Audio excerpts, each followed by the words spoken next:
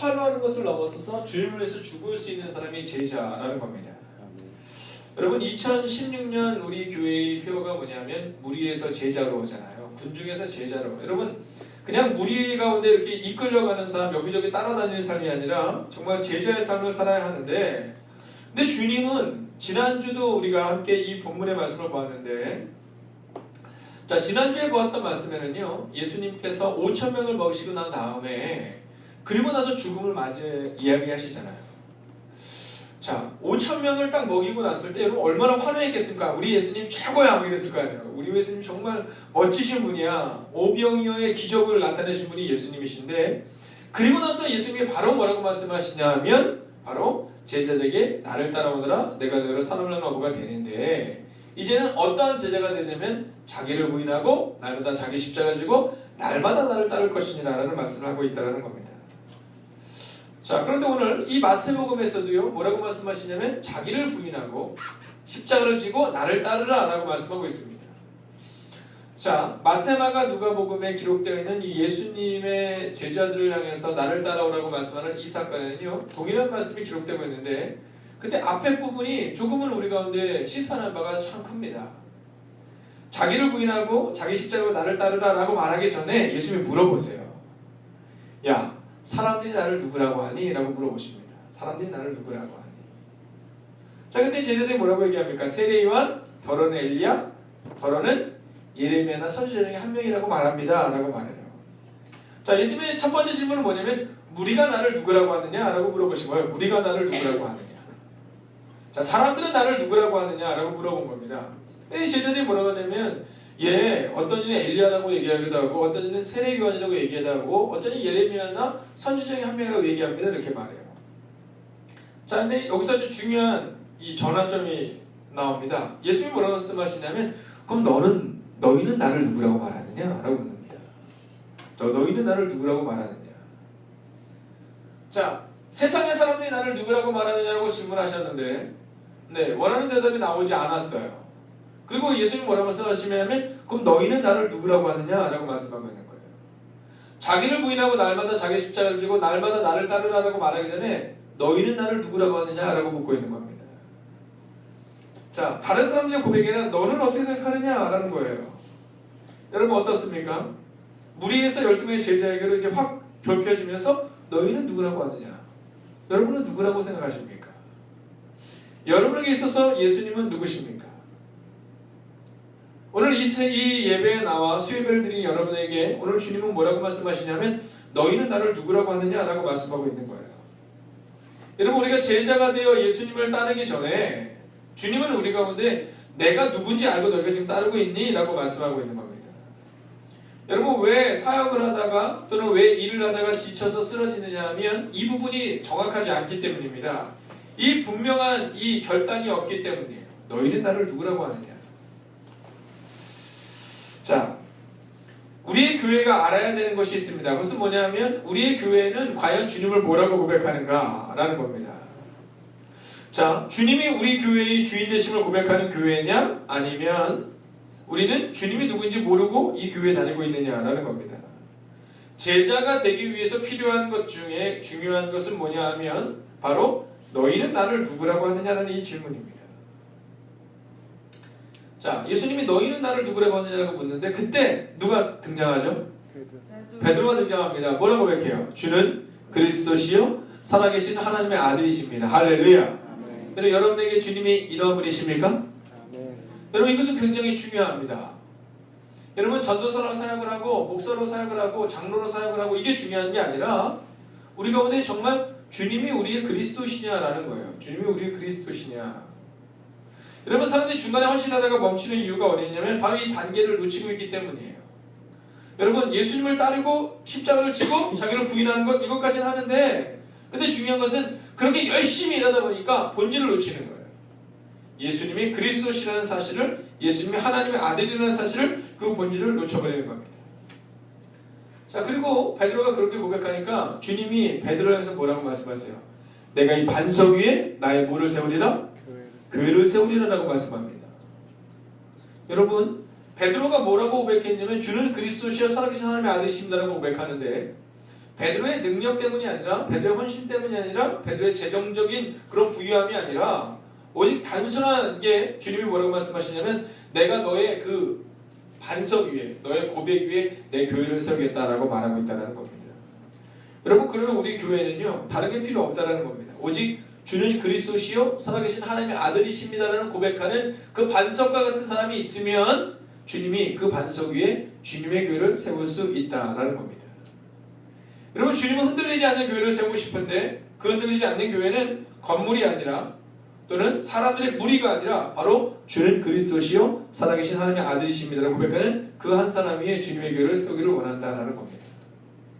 여러분, 주님의 교회가 여러분의 믿음의 고백에 세워지기를 주의 이름으로 축원하겠습니다. 아멘. 여러분, 제가 이 찬양을 준비하면서 준비했던 곡이 하나가 있어요. 우리에게 소원이 하나 있네 라는 곡이 있네요. 여러분, 같이 한번 이 찬양을 같이 불러볼까요? 여러분, 이 가사는요 아주 단순하고 명료해요. 네, 우리에게 소원이 하나 있다는 거죠. 주님의 십자가를 지고 나의 교회를 사랑케 한다는 거죠. 자, 여러분, 주님이 교회를 세우겠다고 이 베드로에게 말씀하실 때요, 이게 약간 허황돼 보이지 않습니까? 왜냐면 지금 베드로의 직업이 뭐예요? 어부였습니다. 어부. 뭐 지금은 좀 다르지만, 지금 해양대학교도 나와서 어부를 하는 분들도 있고 여러 가지 이 상황들이 다르지만, 예전에 어부는 좀 약간 이 낮은 계급의 사람들이었었거든요. 근데 주님이 뭐라고 말씀하시면, 내가 주는 그리스도시요 살아계신 하나님의 아들이십니다라고 고백하는 베드로의 위에 교회를 세우겠다는 것은요, 약간은 너무 우리 젊은 애들을 표현하시면 허황된 거예요. 허황된 거. 근데 여러분, 사도행전에 시작하는 구절을 보면요, 이제 베드로가 성령을 받고 그가 복음을 전할 때 어떤 역사가 나타나냐면, 그때 기독교인이 3,000명이 회개하고 돌아오는 사건이 발생돼요. 그리고 드디어 비로소 예루살렘 교회가 세워집니다. 여러분, 오늘 주님은 우리 가운데 요청하고 계세요. 자, 100명의 사람들, 1000명의 사람들을 통해서가 아니라 바로 베드로처럼 주는 그리스도시요 살아계신 하나님의 아들이신다고 고백하는 그 한 사람을 통해 교회를 세우겠다고 합니다. 여러분, 함께 우리가 전심으로 이 찬양을 드리겠습니다. 우리에게 소원이 하나 있네. 우리에겐 소원이 하나 있네. 주님 다시 오신 그날까지 우리 가슴에 새긴 주의 십자가 사랑, 나의 교회를 사랑케 하네. 주의 교회를 향한 우리 마음, 희생과 포기와 가난과 고난 하며 지금조차 우리를 막으신 우리 교회는 이 땅의 희망, 우리 교회는 이 땅의 희망. 교회를 교회되게 예배되게 우리를 사용하소서. 진정한 교회다 오늘 희망으로 우리를 사용한 교회를 교회되게 예배 예배되게 우리를 사용하소서. 진정한 교회다 오늘 희망으로 우리를 사용하소서.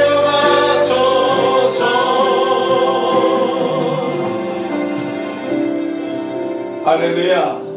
네, 들어가셔도 괜찮습니다. 여러분, 이런 겁니다. 여러분, 우리가 성경을 잘 알아야 되는 게 뭐냐면, 여러분, 교회를 교회되게 하는 것은 누구를 통해서 일어나냐면요, 바로 주는 그리스도시요 살아계신 하나님의 아들이십니다라고 고백하는 그 한 사람을 통해 일어난다는 겁니다. 그리고 만약 여러분이 그 한 사람이라면 여러분 위에 주님의 교회가 세워지게 된다는 것이죠. 여러분, 그리고 이어지는 축복이 나옵니다. 제자의 축복이 나오는데요. 자, 여기서 끝나지 않고 이제 베드로를 향해서 주님이 뭐라고 말씀하시죠? 이렇게 말씀하세요. 자, 19절을 한번 보여주시겠습니까? 자, 19절 보면 이렇게 기록합니다. 내가 천국 열쇠를 내게 주리니 내가 땅에서 무엇이든지 매면 하늘에서도 매일 것이요 내가 땅에서 무엇이든지 풀면 하늘에서도 풀리리라 하시고. 아멘. 여러분 믿으십니까? 아멘. 여러분 이 믿음의 고백을 가지고 있는 사람들이 목회를 하는 거예요. 여러분 이 믿음의 고백을 가지고 있는 사람들이 그리스도인이 되고 장로가 되고 권사가 되고 집사가 돼서 주님의 교회를 세우는 거예요. 아멘. 여러분 우리에게 어떠한 특권이 있냐면요, 이 특권, 하늘에서도 열리고 땅에서도 풀리는 특권, 그 특권이 우리 가운데 있다는 겁니다. 아멘. 여러분 주님이 하늘로 올라가시면서 오늘 우리가 마태복음을 보고 있는데요, 마태복음 28장에 보면 이렇게 기록합니다. 그러므로 너희는 가서 모든 민족으로 제자를 삼아 아버지와 아들과 성령의 이름으로 세례를 베풀고 내가 너에게 분부한 모든 것을 가르쳐 지키게 하라. 볼지어다 내가 세상 끝날까지 너희와 항상 함께 있으리라 하시니라. 여러분 생각해 보세요. 주님이 우리와 함께 있다. 여러분 놀랍지 않겠습니까? 여러분 주님이 우리와 함께 없으면요, 우리가 걱정과 근심과 두려움 가운데 있지만 만약에 주님이 우리와 함께 있다 그러면 여러분 우리를 이길 수 있고 자유할 수 있고 승리할 수 있게 된다는 겁니다. 여러분 제자가 된다는 것은 의무도 가지고 있지만 이 특권도 있다는 사실을 기대하셔야 되고요, 제자가 된다는 것은 헌신도 요구되지만 축복도 있다는 사실을 잊지 마셔야 한다는 겁니다. 아멘. 이런 주님의 함께 하심을 위해서 우리가 기도하고 그리고 고백하며 나아가야 한다는 겁니다. 여러분 지금도 수많은 사람들이 제자로서의 삶을 살아가는데 그들은요 주님을 위한 헌신의 삶뿐만 아니라 위대한 축복을 경험하면서 살아갑니다. 여러분 지금도 많은 제자들은요 기적을 보는 것을 그치지 않고 기적을 경험하며 살아가고 있다는 겁니다. 아멘. 얼마 전에 제 방이 좀 추워가지고 이제 방에 작은 온풍기를 발 밑에다 갖다 놨습니다. 여러분 요만해요. 네, 요만합니다. 요만한 이제 온풍기를 갖다 놨는데 이게 굉장히 좋아요. 하면 따뜻합니다. 근데 날씨가 이제 추워졌잖아요. 날씨가 추워져서 온풍기 제가 틀은 겁니다. 온풍기 틀으니까 따뜻해요. 금방 훈훈해지더라고요. 한 시간쯤 지났는데 분명히 훈훈했는데 발이 너무 이제 차가운 거예요. 근데 이걸 틀면 발이 그렇게 차갑지 않아서 훈훈했는데 발이 차가운 거예요. 제가 보니까 스위치는 눌렀는데 코드가 빠져 있어요. 근데 중요한 건 뭐냐면 1시간 동안 저는 그냥 따뜻한지 알고 있었다라는 거예요. 여러분 온풍기가 있으면 뭐예요? 여러분 그것을 코드를 꽂으면 따뜻한 발이 나오는데 우리는 가지고는 있는데 사용하지 못하는 거예요. 제가 들어오는데 이제 하나자매랑 우리 이제 사모님이랑 둘이서 뭘 이렇게 하고 있더라고요. 근데 악보가 안 나오는 거예요. 둘이 물어볼 겁니다. 하나의 악보가 왜 안 나오지? 했더니 한 장만 뽑았을 때 아니에요. 많이 나와야 됐더니 악보가 왜 안 나올까? 기다리고 있는 겁니다.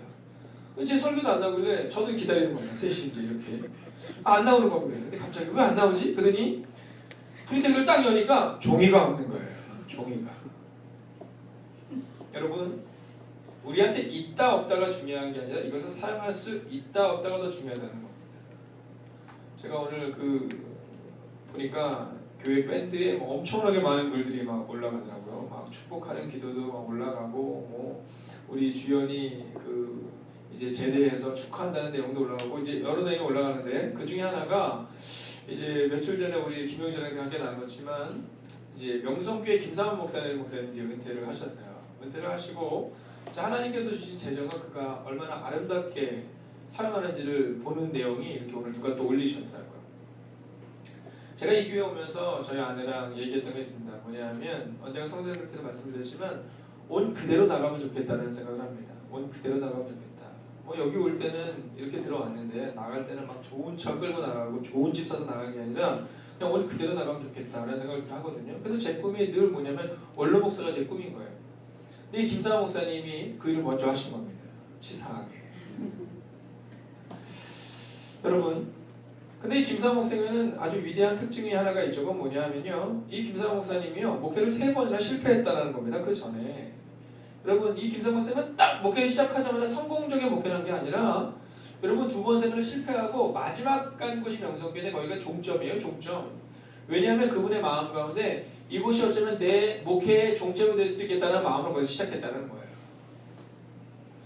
자, 그런데 그 이전까지는 주님이 주신 특권, 주님이 주신 축복권을 그렇게 생각하지 못했는데 거기에서는 그 특권을 가지고 의무도 있지만 특권을 가지고 살아갔는데 정말 기도하면 하늘에서 열리는 것처럼 땅에서도 열리고 땅에서 열리는 것처럼 하늘에서도 열리는 것을 보게 되었다라는 것이죠.